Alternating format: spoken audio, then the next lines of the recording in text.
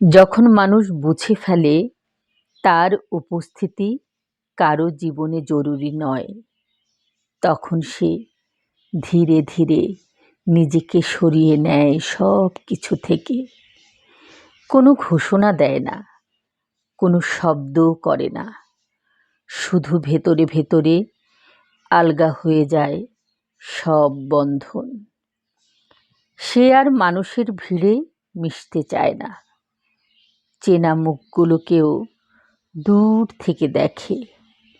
নিজের চারপাশে অদৃশ্য এক সীমানা টেনে দেয়, যেখানে প্রবেশের অনুমতি আর কারো নেই।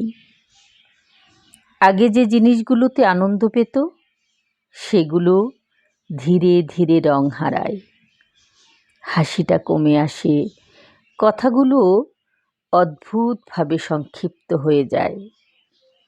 তবুও সে থামে না, বেঁচে থাকে নিজের মতো, নিজের নীরবতাকেই সঙ্গী বানিয়ে নেয়। কারণ সে শিখে গেছে একা থাকাও এক ধরনের শক্তি।